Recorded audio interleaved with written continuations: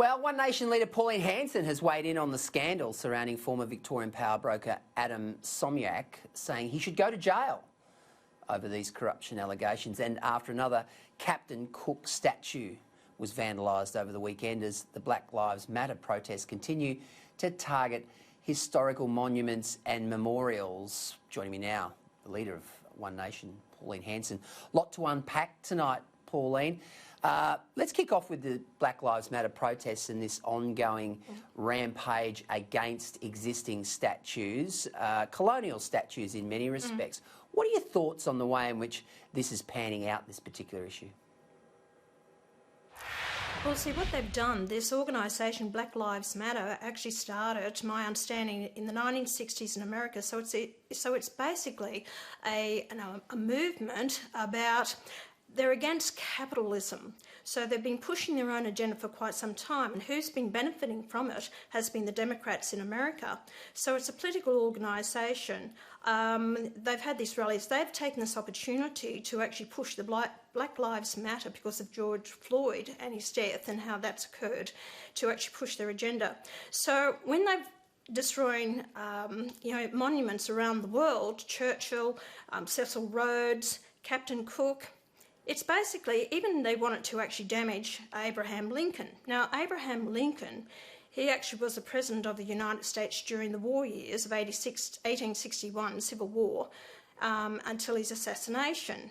And what happened there was he was the one that got past the 13th Amendment opposing slavery, so he got rid of it. So why would they actually want to disfigure Abraham Lincoln? And with some other people. The thing is, it's all about white supremacy. Nothing to do with the Black Lives. Black Lives Matter. It's all about white supremacy, and they're pushing their views against capitalism.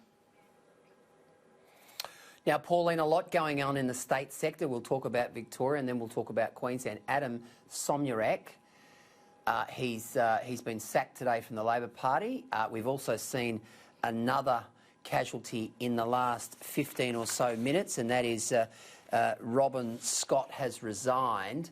You think Somyurek should go to jail?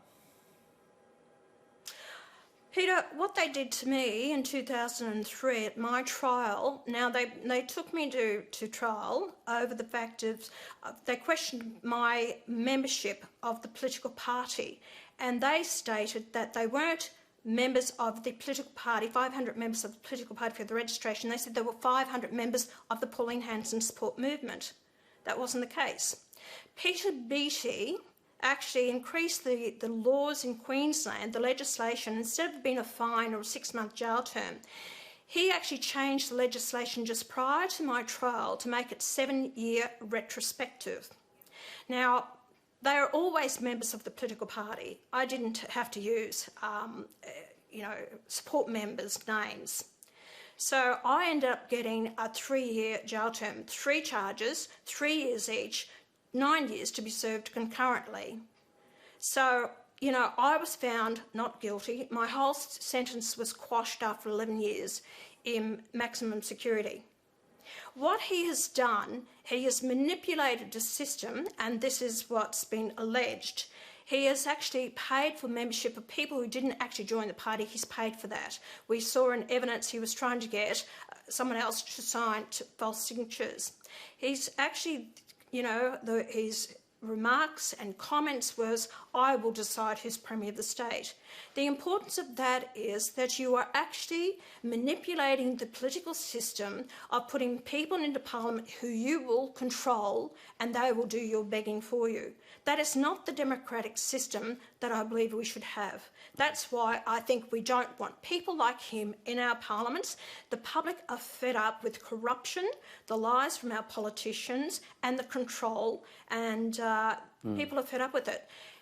The book has to be thrown at him, and that was not only my assessment. They had this QC, Watson, who was there watching this evidence. He said exactly the same. And what he's done is absolutely disgusting, disgraceful, and Daniel Andrews has done the right thing by sacking him. And I think it needs to come in question because this would have been known more so throughout the Labor Party. They know this happens. And that's what Sam Desazari, he was actually saying about this as well, what happens internally. They know this goes on in the political parties, and it's not only the Labor Party. It happens in branch stacking. See, I don't have branches in my party. I totally avoid branches in the party. So we don't have any of that going on. Well, I've got to say, Pauline, to Daniel Andrews' credit, as you say, he didn't muck around. Straight out. Rissoles, straight out, which is probably a good thing. Now, high drama here in Queensland today as well. Deb Frecklington, a vote of confidence in her. There's been a few backroom deals going on to try and oust her. Now, I want to ask you about that, but also too, she announced yesterday this Bradfield scheme, and I know you've been very, very gung-ho on your own Bradfield scheme. You say the LNP can't deliver the Bradfield scheme.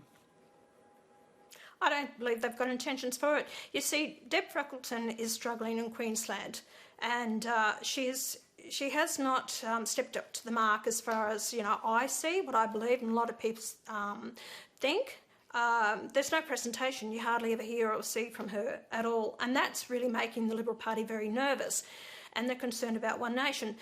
Deb Frecklington is actually coming out with these policies. She knows it's popular to come out with the Bradfield scheme because a lot of people in North Queensland and Western Queensland wants the Bradfield scheme. I don't believe she's got any intentions of following it through to build the Bradfield scheme, as I don't think the National Party federally have it either. They haven't got the will to do it. So it's a matter of, I've got to keep pushing for it. It will open up Queensland. If we can bring all the water that's going out to the ocean, bring it inland, build the hybrid, down the track you can actually do it hydro. You bring the water down, don't send it to Lake Eyre, that was the original scheme. You actually flow it down into the Murray-Darling to water, bring water to the rest of the states, down in New South Wales, Victoria and South Australia. Pauline, before we go, this is like Blue Hills, this border business. I mean, the Premier's now saying likely July 10. The Chief Medical Officer came out again today and said it could be September. All these port tourism operators want is some certainty. They certainly do, and in a month they lost about 30,000 workers on the Gold Coast because of the tourist industry, and this is the time of year they rely on the people from down south, that domestic tourism that coming up to Queensland.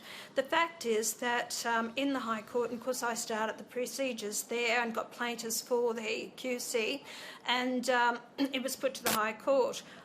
It's still going forward in the High Court. Mentions have been heard, but the fact is that when the court said, they asked for evidence from the state government and Jeanette Young, the Chief Medical Officer, for the evidence of why the borders must be shut, they didn't produce it, and they weren't forced to actually produce that evidence. They are destroying Queensland. Businesses are going under. You see, that's not her base. These people, business operators, are not her base. So therefore, she's appealing to the base of those people who aren't the business people, because usually they are National Party or they are Liberal Party voters. So she doesn't care about the people. But at the end of the day, Peter, she has to.